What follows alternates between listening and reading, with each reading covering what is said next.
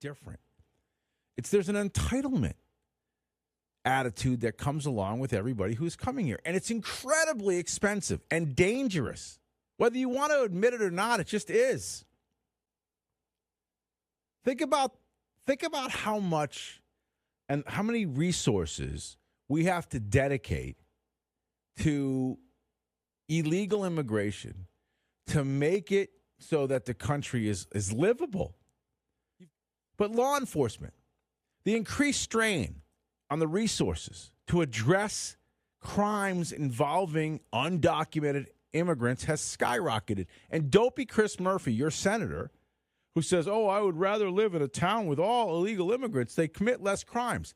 Even if that were true, even if it were true, which it's not, but even if it were true, just the fact that there are more bodies committing more crimes, that in itself is an increase in the drain in law enforcement. Simple math. But Murphy thinks you're too stupid to figure that out. So law enforcement is affected. Your school system is affected. If you've got a kid going to school, do you realize now that if they've dumped illegal immigrants who can't speak any English, they have to figure out a way to communicate with them, and they have to bring on outside communication mechanisms, people who can speak either Spanish or whatever language that they are speaking, to try to give these kids a shot to learn in those classrooms. That comes at a heavy price tag. And there's overcrowding now in the classrooms. Your kid doesn't get the same amount of attention. And it costs more money.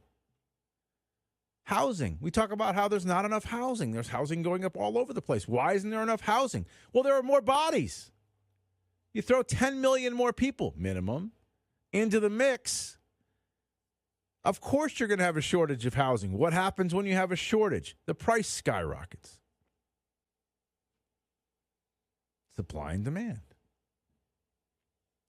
Now, I know you want to, get on the fancy violin and try to make people feel bad about the wondrous stories of people who are trying for a better life. I get it, but at what price? I can guarantee you that when my grandfather came here, he didn't get welfare different ways.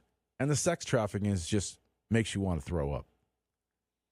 I mean, we are supposedly the most righteous, greatest, God-fearing country on the planet, and we're allowing children to be sex trafficked along our southern border. That is just a fact.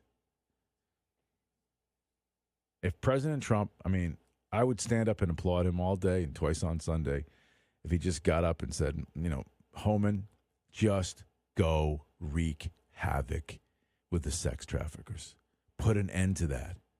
And that would be a presidency well done. These kids, the position that they're being put in, it's heartbreaking.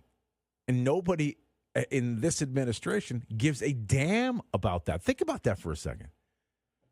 Healthcare system overloaded. Emergency rooms are jam-packed. Go to an emergency room. Go to an emergency room on a Saturday night and tell me the percentage of people in there speaking English. Now, you may say, well, that's just a racist comment.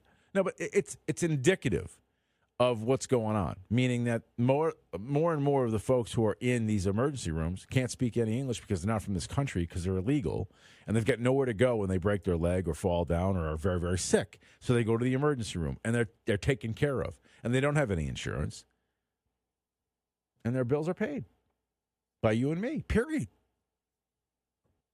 National security. We don't even mention that as part of the equation. How many known terrorists have come across the southern border? We sort of sweep that under the rug as if it's not a factor.